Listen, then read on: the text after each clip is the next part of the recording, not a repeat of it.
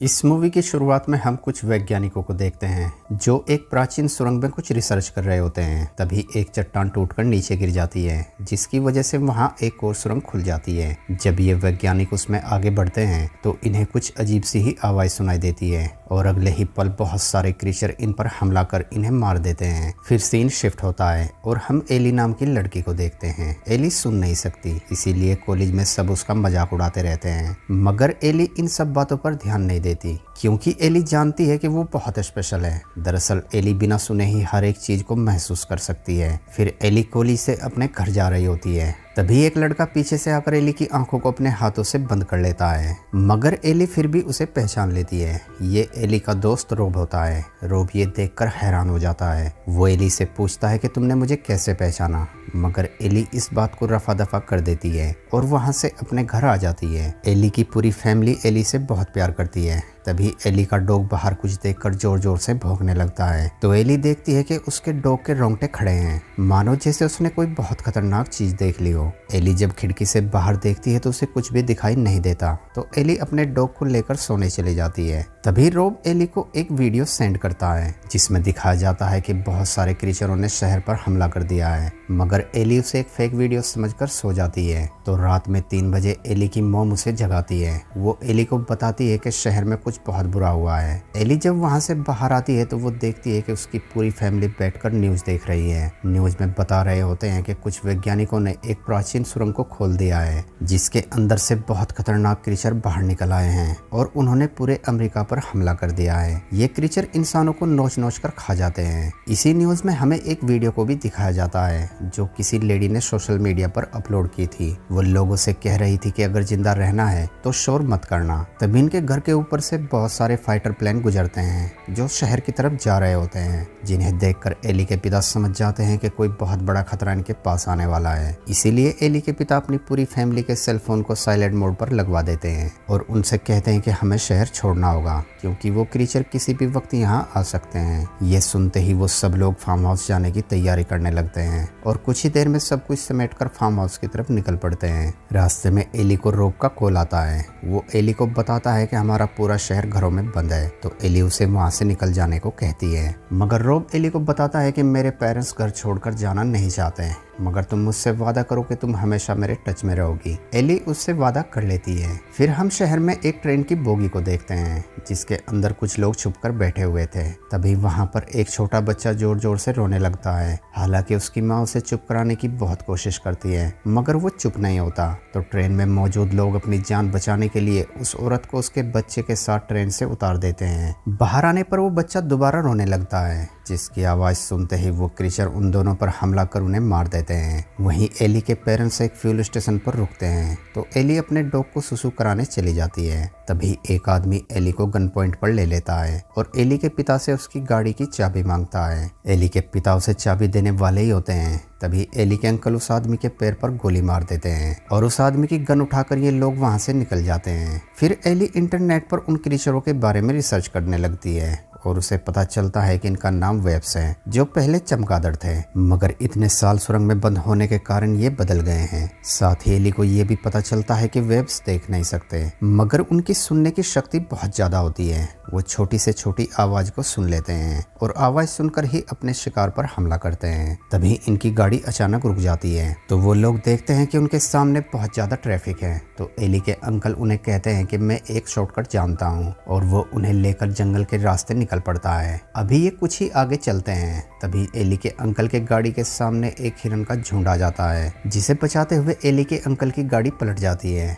और वो बहुत बुरी तरीके से घायल हो जाता है। ये देखकर एली के पिता जल्दी से उसके पास आते हैं और उसे निकालने की कोशिश करते हैं, मगर उसका पैर किसी चीज में फंसा होता है। एली का अंकल अपने भाई से कहता है कि तुम अकेले मुझे नहीं निकाल पाओगे, इसीलिए पहले तुम बच्चों को फार्म हाउस पर छोड़ आओ, उसके बाद मेरे लिए मदद लेकर आओ। एली के पिता जल्दी से अपनी फैमिली को गाड़ी के अंदर बिठा लेते हैं और गाड़ी स्टार्ट कर देते हैं, मगर तभी एली को कुछ एहसास होता है। वो तुरंत अपने पिता को गाड़ी बंद करने को कहती है और अगले पल ही बहुत सारे वेब्स उनकी गाड़ी पर हमला कर देते हैं, जिन्हें देखकर एली का डॉग जोर जोर से भौंकने लगता है। वो सब उस डॉग को शांत करने की कोशिश करते हैं मगर वो शांत नहीं होता। डॉग की आवाज़ सुनकर वहाँ पर और भी क्रीचर आ जाते हैं और कांच तोड़कर अंदर घुसने की कोशिश करने लगते हैं। तभी एली के अंकल उन्हें बचाने के लिए गोली चला देता है। गोली की आवाज़ सुनते ही वो सारे क्रीचर एली के अंकल की गाड़ी के पास चले जाते हैं और एली के अंकल को नोच नोच कर खा जाते हैं। वहीं एली के पिता अपनी और अपनी फैमिली की जान बचाने के लिए एली के डॉग को गाड़ी से बाहर निकाल देते हैं क्योंकि वो डॉग लगातार भौंक रहा होता है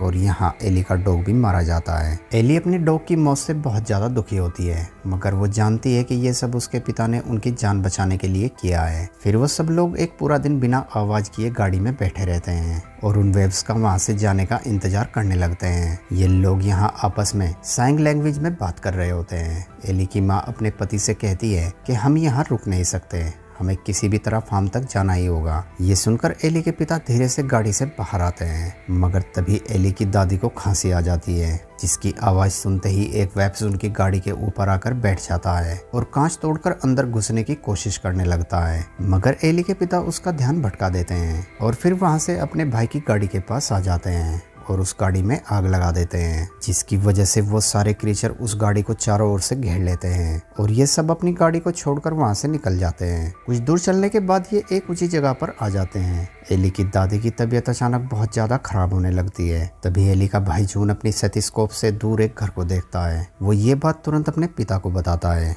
जिसके बाद ये सब लोग उस घर की तरफ निकल पड़ते हैं और रात होने तक वहाँ पर पहुँच जाते हैं। इन्हें देखकर घर की ओनर गन लेकर बाहर आती है और जोर जोर से चिल्लाने लगती है। तभी वहाँ पर वो क्रीचर आ जाते हैं और घर की ओनर को मार देते हैं और दरवाजे के सामने बैठ जाते हैं। ये देखकर एली के पिता कोई और दरवाजा ढूंढने के लिए उन्हें लेकर घर की दूसरी तरफ आ जाते हैं तो इन्हें एक बहुत बड़ा पाइप दिखाई देता है जो सीधा उस घर के अंदर जा रहा था। तो एली के पिता अपनी फैमिली से कहते हैं कि पहले मैं अंदर जाऊंगा और अगर अंदर सब कुछ ठीक हुआ तो तुम सब आ जाना, वरना यहीं से ही सीधा फार्म हाउस के लिए निकल जाना। ये कहकर वो उस पाइप के रास्ते घर के अंदर आ जाते हैं और पूरी तसल्ली होने के बाद वो अपनी फैमिली को बुलाने लगते हैं। फिर ये सब लोग उसी पाइप के रास्ते घर के अंदर जाने लगते हैं मगर तभी एक खतरनाक सांप एली के भाई के सामने आ जाता है जिसकी आवाज़ सुनकर वो वेब्स उस सांप को भी मार देता है। ये देखकर एली की माँ चिल्ला उठती है और वो क्रीचर एली की माँ के पैर को नोचने लगते हैं। अपनी फैमिली को मुसीबत में देखकर एली के पिता वहाँ खड़ी मशीन को चालू कर देते हैं जिसकी आवाज़ सुनते ही वो सारे क्रीचर उस मशीन के पास आ जाते हैं और ये सब जल्दी से घर के अंदर चले जाते हैं। एली की माँ यहाँ बहुत बुरी तरीके से जख्मी हो जाती है और ये लोग बड़ी खामोशी से उस घर में एक रात बिताते हैं। अगली सुबह एली की दादी जो कि एक डॉक्टर है